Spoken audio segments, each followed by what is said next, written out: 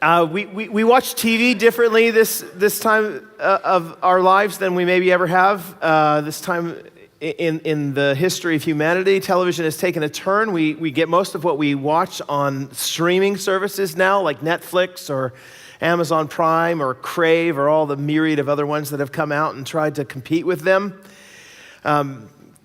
Television watching has changed because of that. One of the ways that they keep you watching, of course, when they make these television shows for a streaming service is that they try to end each episode with a cliffhanger, and that's so that when it's 11:30 at night and you're sitting there and you're looking to your loved one and you're thinking, we really should go to sleep now because tomorrow morning we have to be up early to go to work, but one of you says to the other, well, we can't stop there. Like, we have to find out what happens. We'll just watch 20 minutes of the next and then another hour, but they put another cliffhanger at the end of the next one, and next thing you know, you called in sick the next day, right? Because you had to finish watching whatever show it was that you wanted to watch. Ruth chapter 3 ends in a little bit of a cliffhanger. It's an ancient story cliffhanger, so maybe not as exciting as you might think, but it does end in a cliffhanger, trying to leave you for Ruth chapter 4. If you've not been here for the last number of weeks, I'm going to give you a recap of the book of Ruth. We've been doing this every week, so if you've been here every week, you're like, stop with the recaps. All right, we just want to be hospitable and kind to the people who are kind of new to the game here. So let me tell you what the book of Ruth is about and what's gone on up to this point. It starts, the camera opens on Naomi, who is a Jewish woman. She's married to Elimelech, and there's no grain, there's no food in Israel at the time. And so they decide that they're going to move. And they move to Moab. And when that is said, or when you read that in the Bible, you're supposed to shudder. Ooh, Moab, because Moab was not a nice place. The people of Moab worshiped a god who they sacrificed their children to, for example. The Moabites were often described as the enemies of Israel. They did despicable acts, all sorts of things. They were often very much on the other side of God's desires. And so here you have these Israelites moving to Moab because they have some grain there. The harvests are still going on in that part of the world. And so they move over to Moab, and the worst possible thing happens. Naomi's husband, Elimelech, dies.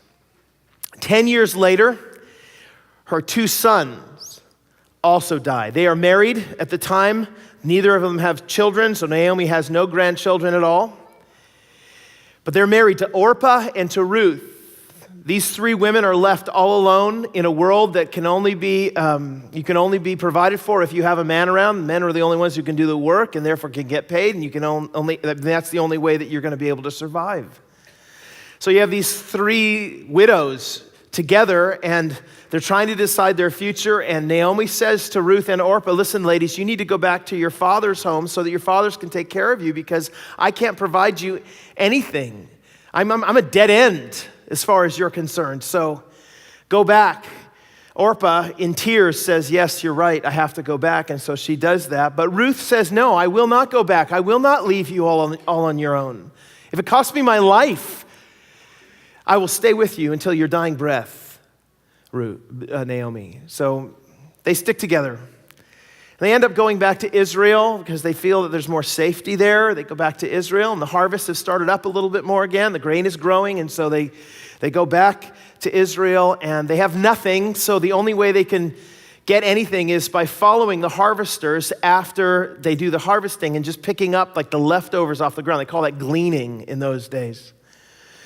And Ruth is the only one who's able to do it, presumably because Naomi's an older lady at this point. And so Ruth goes out there and she's picking up some of the grain behind the harvesters. You have to understand, a Moabite woman in Israel is not going to be treated well. She's an outsider, she's the enemy, and I'm sure she's being harassed by the other ladies who are collecting that, sort of the other poor people who are collecting that, who are full Israelites. But this Boaz, this man, in whose field she just sort of wanders into, notices her. He asks about her, And he has compassion on her, and he says to his harvesters, everybody stop treating her poorly, and I want you at some points, in fact, to leave some specifically for her as she's following behind. Wherever she is, I want those people who are doing the harvesting to just occasionally throw some stuff over the side so she gets more than what she would normally get. And so she is blessed because of this. So normally you'd leave a day of gleaning with maybe a handful of grain. Well, she goes home at the end of the day with an entire basket full of grain. She shows up to her mother-in-law they're destitute. She shows up with this massive basket of grain. And Naomi said, "What happened?" And Ruth says, "Well, I met a man." And what a man. And Naomi says, "Okay. Do you know that Boaz," she says, is part of our family? He can actually serve the function in our community of what they call a Kinsman Redeemer. He can redeem us. He can actually come along and save us and take care of us. He's qualified to do it. Did you know that? Ruth's like, "No." "Oh, we're going to get to work." So they get to work.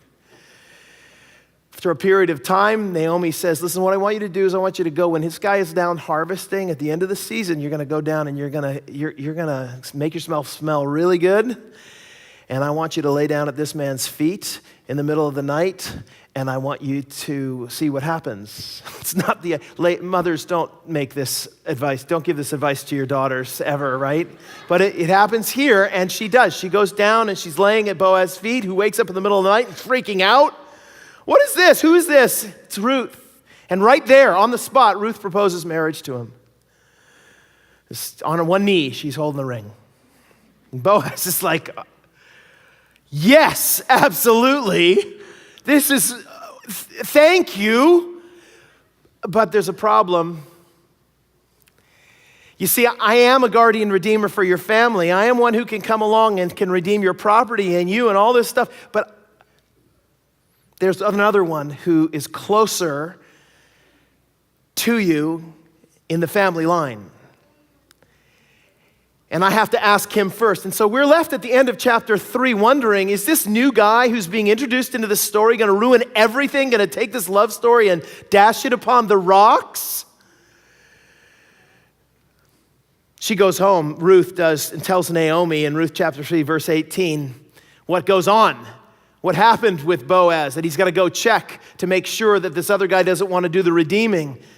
And then Naomi responds, "Wait, my daughter, until you find out what happens, for the man will not rest until the matter is settled today." And the story then shifts from love story to courtroom drama in chapter 4. And that's what I want to look at with you for the next few minutes, all right?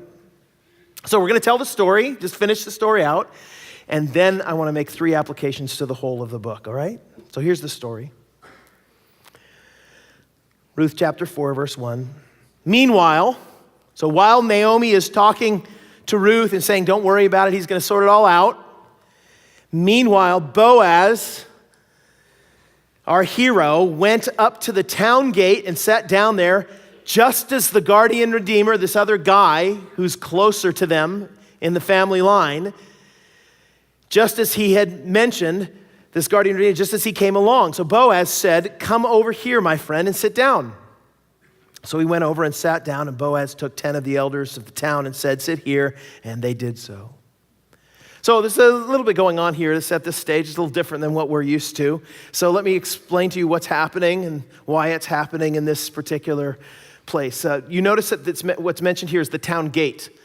So Boaz goes up to the town gate. Every town or city worth its salt in those days was surrounded by a wall. That's how you kept the intruders out. That's how you kept your people safe. While a lot of men would go out to work. If you wanted to keep the women and children safe, you keep them behind the wall so the intruders can't come in and kill them and take everything that is important to you. So the walls would surround the city. There's one way in, one way out. That was the town gate. It was only open during the days oftentimes, and not even all the time then. If you needed to go out to your fields, you go through the town gate. If you need to come back to your house, you go through the town gate. If you wanted to go to the marketplace, it was always around the town gate. So it is the place where everybody meets, right? It is the Mill Lake of that day, or actually Costco of that day, right? It's the place you see everywhere. Costco, this is the Costco food court. And you see everybody that you know in your town there. It was the only place in the towns, in fact, that had any space. Most of the cities, because they didn't want to build massive walls, little towns had lots and lots of houses shoved together quite a bit. And so the only place that you had room, in fact, for a marketplace or meeting places or stuff was at the town gate. And that's what's going on there. There's a lot of people bustling around in those places. It was the place that you did most of your kind of legal transactions, kind of like today when we want to do something on Craigslist, we pick a populated place so that the person doesn't, drug us and drag us off to the woods or whatever. So that's what's going on here. He's going to go to the spot where he can find this guardian redeemer, this other guy, and where, if he finds him, he can actually initiate a judicial session. He can actually get a bunch of witnesses around, and they can start the proceedings to figure out who gets to do the redeeming. So he finds this guy who just happens, you notice the language there, who just happens to be coming by. That's a wink from the narrator here saying, yeah, it just was a massive coincidence. Just like Ruth going into the field of Boaz was a massive coincidence. Wink, wink. Yeah, God's involved here, bringing these people together. And when he sees him, when Boaz sees this guy coming through the gate, he says, "Oh, my friend." That's the language that's used here. But the actual Hebrew here is better translated, "Hey, Mr. So-and-so." Now, the guy's got a name. Right, these are family members. I imagine that most of you have not forgotten the names of your cousins recently, unless you're quite old. But these are family. I'm sure that Boaz knows his name, and he probably used his name. But the narrator does not include the name. So in your mind, you should be thinking, why? Hold on to that. There's an answer. "Hey, Mr. So-and-so, sit over here." Then he goes and gathers 10 of the elders, the important people who can make good judicial decisions. He sits them all down next to him and he starts his case. "Here's the problem, Mr. So-and-so," says Boaz, verse 3. He said to the guardian redeemer, Mr. So-and-so, "Okay, Naomi, who has come back from Moab, is selling the piece of land that belongs to our relative Elimelech. I thought I should bring the matter to your attention and suggest that you buy it in the presence of these seated here and in the presence of the elders of my people. If you will redeem it, do so. But if you will not, tell me so that I will know. For no one has the right to do it except you, and I'm the next in line." And the guy then, in this moment, says, "Yes, I will do it." Now, there's, again, some background to this. There are some rules. I've mentioned the language guardian redeemer already. Here's the way it worked.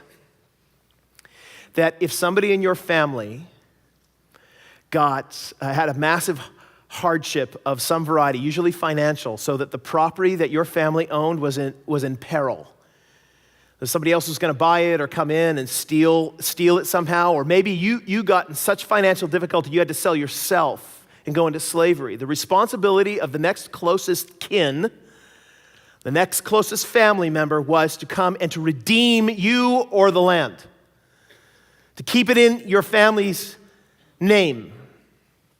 They would be your guardian, your kinsman, or your guardian redeemer. So what Boaz is saying to this guy is, listen, Elimelech died, and so we have a responsibility here to come and to take care of Naomi, but the good news is that all of Elimelech's land is now for sale at a really, really cheap price. You just have to assume, care for Naomi, and you will get all of this productive land. Can you imagine if someone came to you today and said, "Here, would you like a whole bunch of land for a few bucks?" You'd be like, "Yes, I will do it."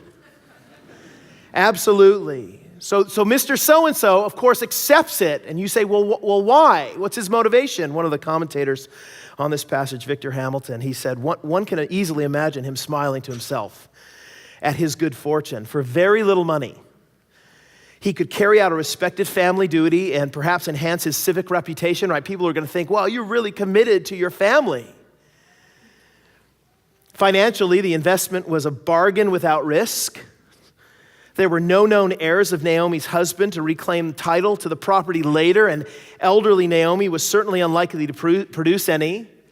Hence, his little investment would develop into years of productive, profitable harvest and enlarge the inheritance of his heirs. How could he lose? What a deal! One of the things that you guys don't probably know about my dear African friend Ezra, who works at our church, is that Ezra is a complete deal maker. Listen, if he comes, you've been warned. If he comes to you and wants to make a deal with you, just know this is going to last a while, this negotiation.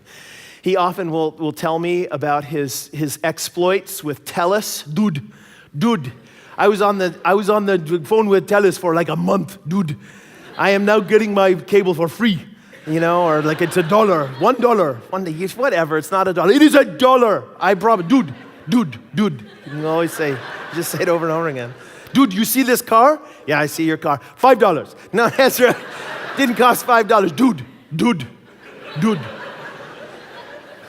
Loves to tell about his exploits. This is a dude moment, isn't it? I mean, can you imagine telling your friends, do you see all this land? $5, right? I mean, this is this moment for this guy. Of course he's going to jump at it. Notice, though, that Boaz has withheld, from his point of view, the most important piece of information, and that is Ruth. So, verse 5.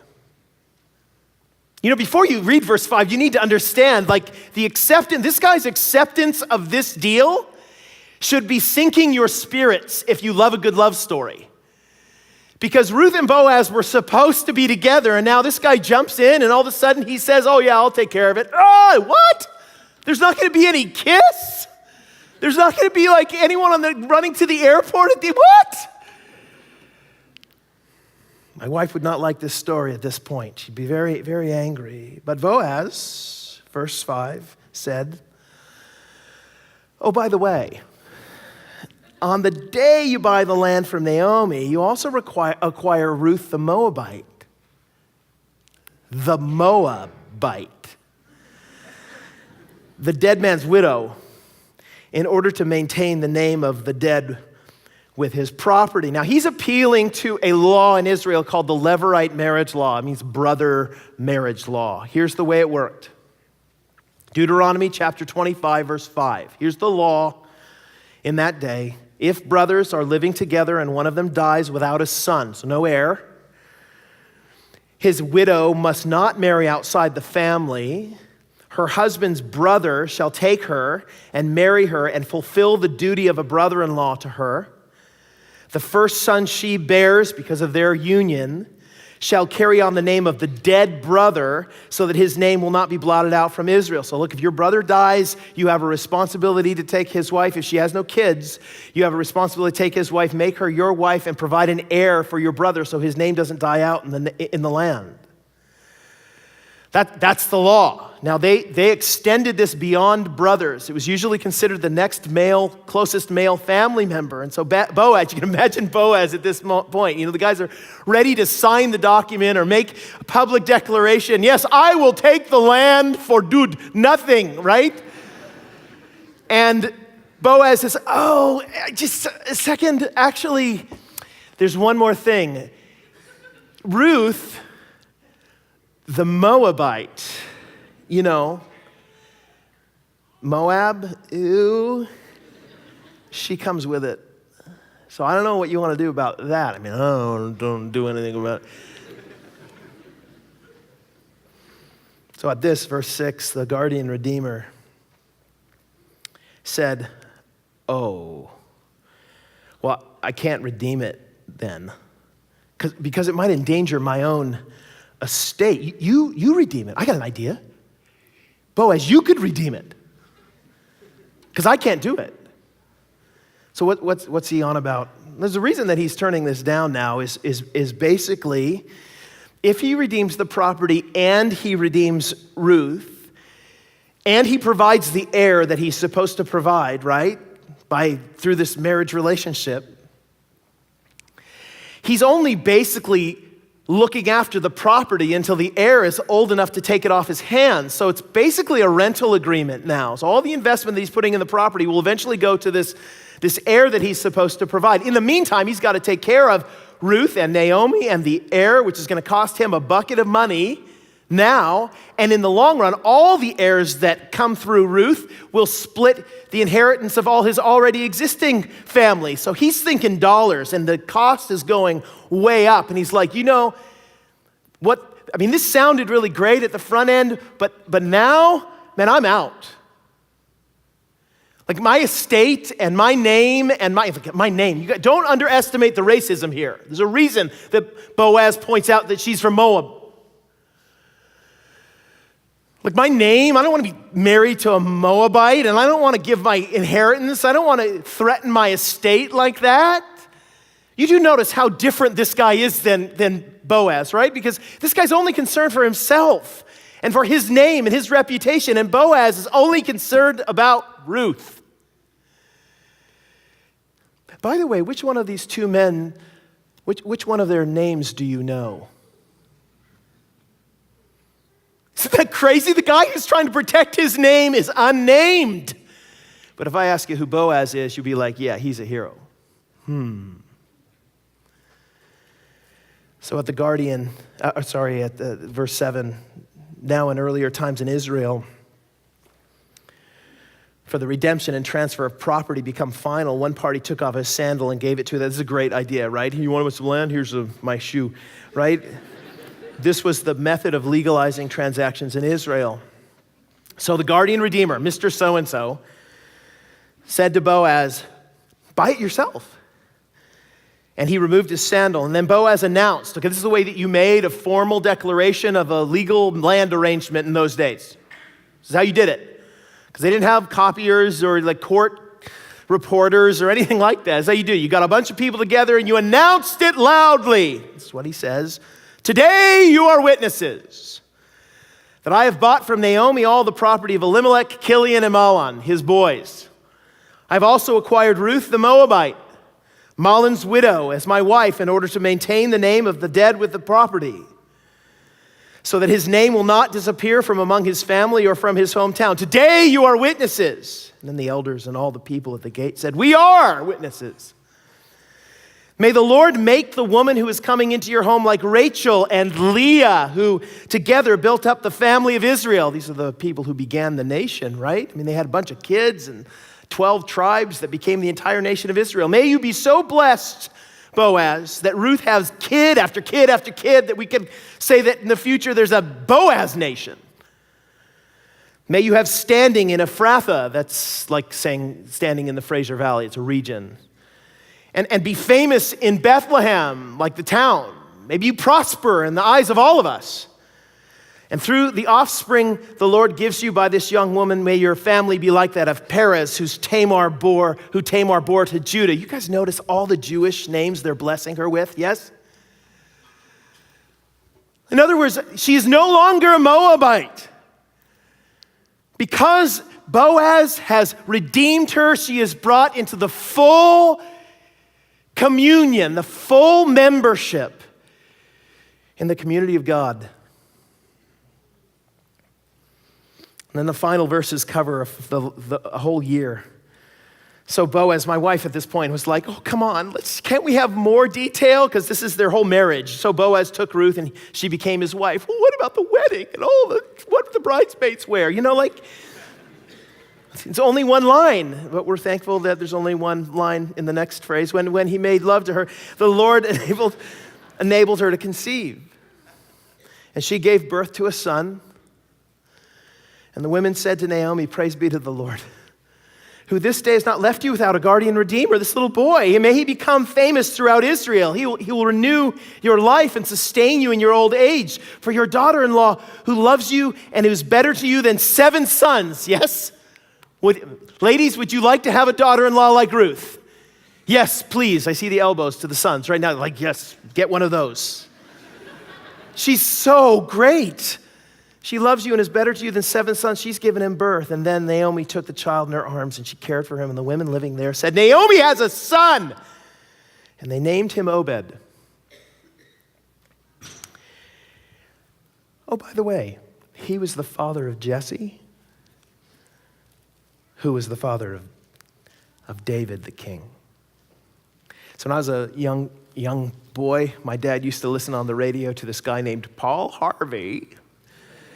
And Paul Harvey used to have this thing he did on the radio. He'd tell a little story about how this man became, at the end of his story, this man became the president of the United States. And everyone would be like, what? That's amazing backstory. And then he'd finish by saying, and that's the rest of the story. And that's what's happening here at the end of this. Do you know that this story is about the grandparents of the great King David, who becomes the family line of the Messiah? What a great story. So, look, 3 applications. There's more, but I'll give you 3 so you can have lunch today. What do we learn from this whole book? Number 1, I think we learn to not get stuck in a moment.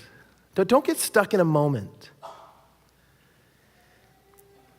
When you take Naomi and you take a snapshot of Naomi in chapter 1, here's what you see. You see a woman who has moved away from her family. She's moved away from her people. She's gone to Moab. Her husband dies, and her 2 sons 10 years later die. She is left basically with nothing. It's the worst fear that many women have. That everything that they hold dear is gone and ripped away. And so you find in Ruth chapter 1, verses 20 and 21, she comes back to Israel and people are saying, hey, Naomi, welcome home. And she says, don't call me Naomi. Call me Mara, because the Almighty has made my life very bitter. I went away full, but the Lord has brought me back empty. Why would you call me Naomi? The Lord has afflicted me. The Almighty has brought misfortune upon me. Look at my life. It's deadness everywhere. You ever felt that? And she's looking outside the door of her house and trying to see if there's a future, and it's all fog. It's all nothing. She can't imagine how she's even going to deal with the next day, much less the next year of her life. I'm a dead woman. Leave me, Ruth. Leave me, Orpah. I'm bad news. I'm cursed by God. Call me Mara.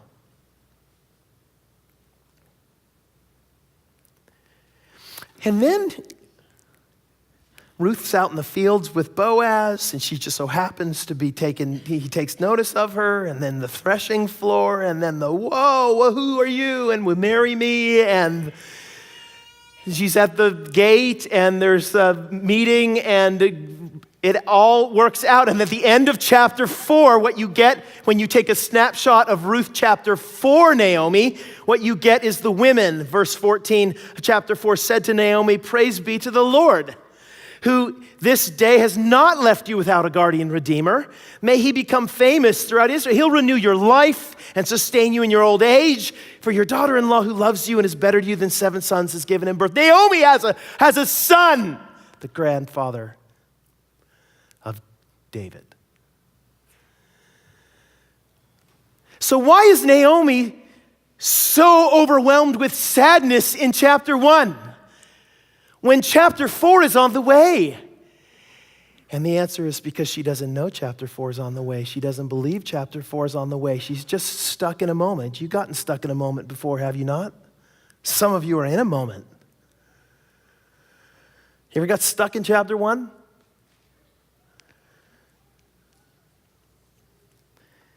Some of us are there because of a relational challenge in our lives, because we've been left behind by someone we held dear, and they've turned their back on us, and there we sit, and we wonder how we're possibly going to move forward. We have children to care for, and we have needs to be met, and there doesn't seem like any open windows where this door's been closed. Call me Mara, we say. Some of us are dealing with the death of people very near to us, and our hearts are broken. You have dealt bitterly with us, Lord. Some of you, it's just flat disappointment. Your life was supposed to go that way. And now you're over there. Well, how did I get here? How hard would it have been, Lord, for you to show favor upon me? But all I'm getting is bitterness and sorrow. My hopes and dreams are dashed upon the rocks of your providence. And there's no hope moving forward. And there you are. We take a picture of you. Chapter 1, Joe. Chapter 1, Jeff. Chapter 1, Sarah. There you are.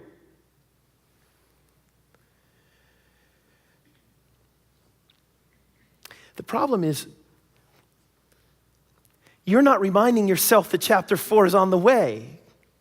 Christian, chapter 4 is on the way. And we know that God works all things together for the good of those who love him and are called according to his purpose. Yes? That's a good chapter 4.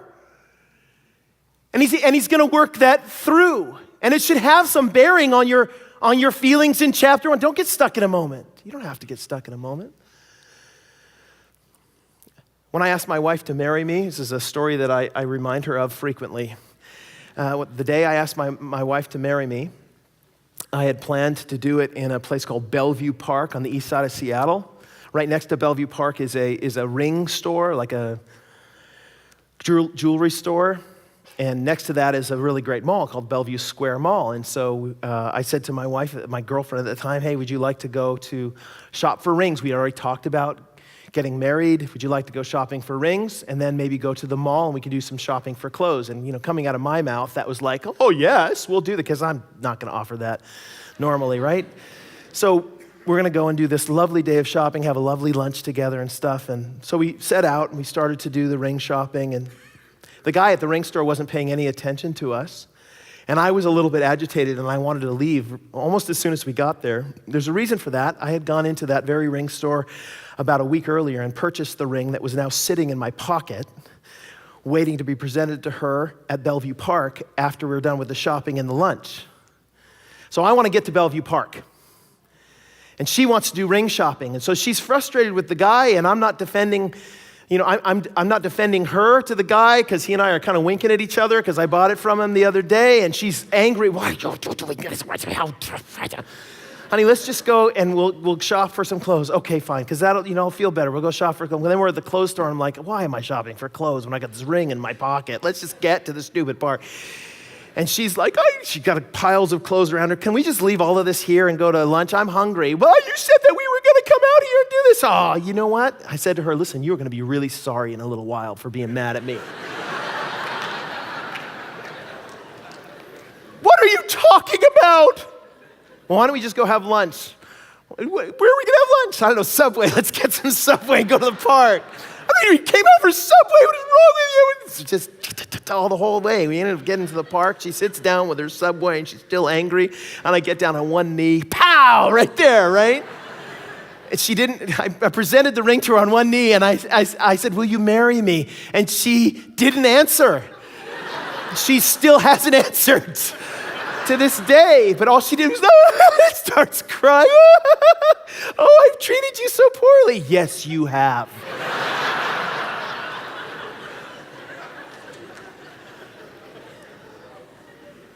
But I didn't know. She said, I didn't know that you were doing this. Right, you didn't know. You and I get stuck in moments when things aren't going our way all the time because we don't remember, Christians, that the future is gloriously bright in the hands of a God who promises us there's a chapter 4. And what a chapter 4 it'll be. I've thought about that, me asking my wife to marry me. That happened like 2 years, almost exactly, after the day that a girl who I was dating at the time, she came back from Mexico, and I sat across the table at her house, and she dumped me. I mean, I thought she was fantastic at the time, and I remember driving down the street, just not, what just happened there? Feeling completely rejected. I had to pull over to the side of the street because I'm crying my eyes out. And I'm saying to God, God, call me Mara. You've been so bitter to me. I'm not going to get married for years. And I can just see God being like, wait till you see chapter 4. And some of you have seen chapter 4s in your life. You have. And you're sitting there nodding right now going, yes, I'm so thankful chapter 1 happened because it got me to chapter 4. But at the time, I didn't know chapter 4 was on the way. And some of you haven't seen chapter 4 coming. Maybe you won't see it happen in this life, but God will bring it. And he will work all things together for the good of those who love him and are called according to his purpose. So Christian, you need to hug that. You will hear me say this over and over again from this pulpit for years to come, because it's all over the Bible, the providence of God and the promises of God that he will bring to fruition for you. You rest your hope on that in the middle of the Mara moments, of the chapter 1 moments. But can I add one piece to this? I'm a little bit fearful that some of you here don't believe in the Lord Jesus and don't follow him. And my fear for you is that you're going to apply that to you and you're going to say, yeah, God's going to work everything out in the end. Whoa, wait a minute. And we know that God works all things together for the good of those who love him and are called according to his purpose. God doesn't have a covenant relationship with you so that he is obligated to fulfill his promises. You could have that, but I want you to feel the danger you're in, non-believer. I want you to realize that you don't have I know people tell you all the time, it can only get better. Really, can it? Do you have control over the world in such a way you can make that happen? Because God does, and he promises it for those who follow him. And the only thing stopping you from being one of those is your decision to follow him. So why not follow him? Chapter 4 could be the result. Don't get stuck in a moment. Second, do the next kind and loving thing. This whole story, do the next kind and loving thing. This whole story is about a bunch of people who are really kind, being really kind and loving and self-sacrificial to each other. You know that, right? So when you go back to chapter 1, what you find is Ruth self-sacrificially giving herself for the sake of Naomi. I'm not going to go anywhere. Even if you die, I'm going to be at your side, Naomi. I should go away, yes, but it's going to cost me everything to be with you. But I'm with you. Chapter 2, Boaz sees Ruth, the Moabite woman, who he should show no interest in at all and show no compassion to. Moab has never been kind to Israel, and Israel should never be kind to Moab, but he shows compassion to this undeserving woman in the fields. She collects more grain than she should. She's sent home to Naomi with a basketful of grain. He's a kind man who is doing the self-sacrificial thing in a moment when it presents itself. And then in chapter 3, Ruth goes to the threshing floor, and for the sake of Naomi and Boaz, offers herself in marriage, and Boaz responds by not having sex with her there, but saying to her, listen, I'm going to honor you and keep you pure until we do this right.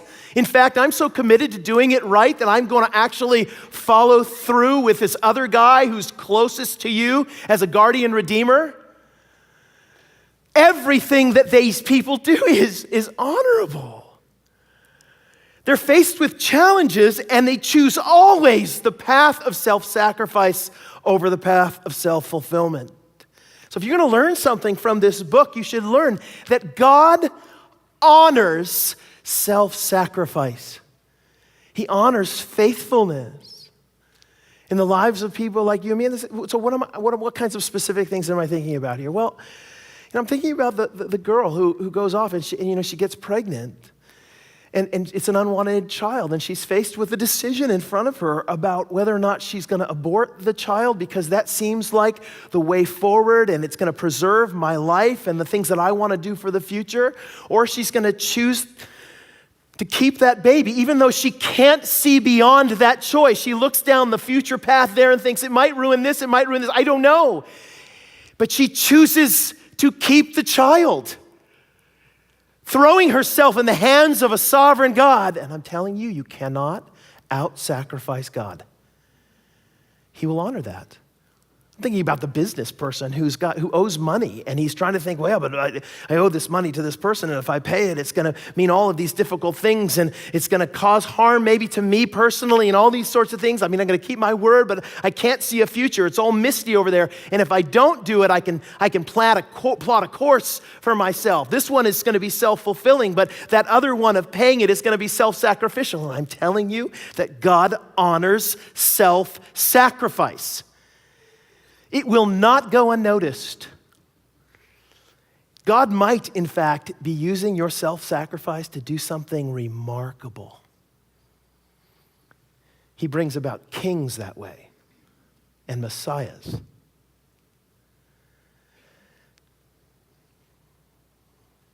Here's what I don't mean, though. I'm a little bit concerned that you're going to hear me wrong. I'm not saying that you do something and that God now owes you because you've done it. You and I sometimes think that. I think that there are hidden cameras following me all the time. So when I pick up a piece of trash, I'm like, I'm gonna throw this away now. And I expect, the guys with the cameras to come out, congratulations, you won $1 million because you picked that up. You've seen those TV shows before? Some of us think that's the way it works. I'm going to do some good things for God, and he's going to reward me for these good. That's not what I'm saying here. Right? You're not going to obligate God by your goodness. You're not good enough.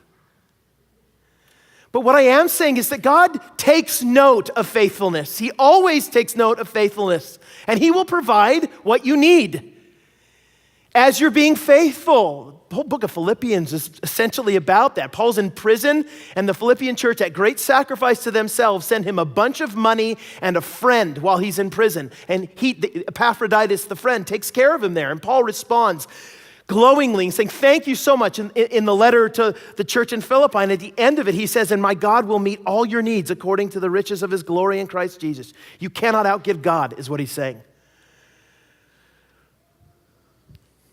Do the next kind and loving thing, whatever it is. Don't get stuck in a moment. Do the next kind and loving thing. And then finally, God works with little people in little places to achieve big results. These are not the most important people in the world, and I hate to tell you this, Bethlehem is not the most important place in the world at the time. It's a little village, a little hamlet, where nobody good, and nobody in the time expected anything good to come from it. My son was involved in a baseball team last year with some folks on the North Shore, and he joined their team, and so we went up there, and they asked me, where are you from? And I said, Abbotsford, and one of them audibly said, ew. I said, wow. So as I got to know them, I kept that in my mind. I got to know them over the weeks that we spent together. And one day we were in Ontario, and I stood next to the guy who said, ooh. And I said, remember you said, ooh?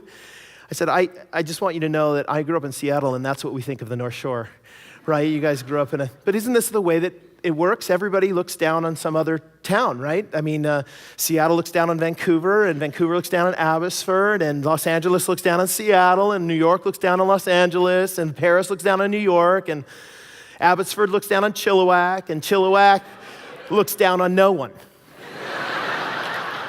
I'm totally kidding. I am. I really like Chilliwack, right?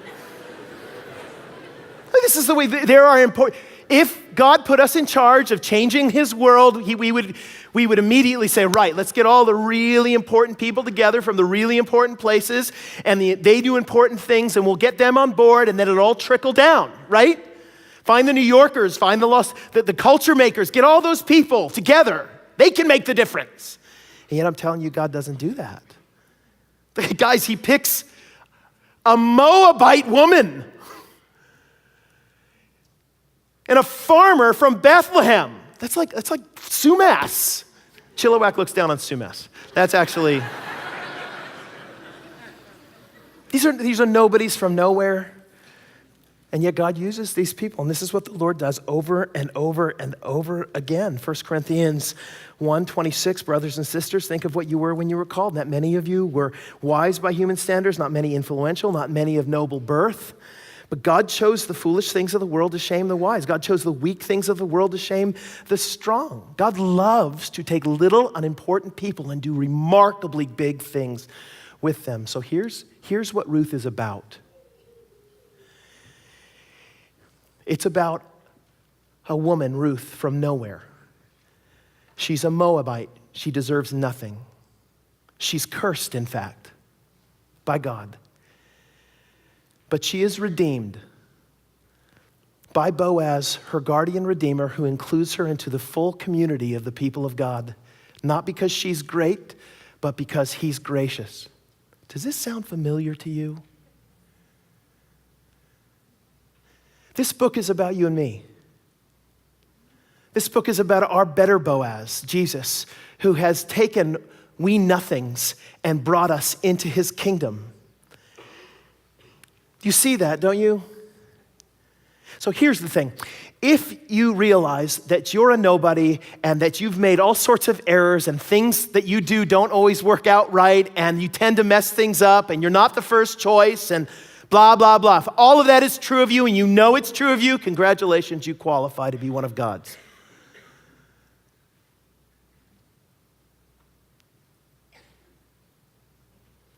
God has grace on the humble.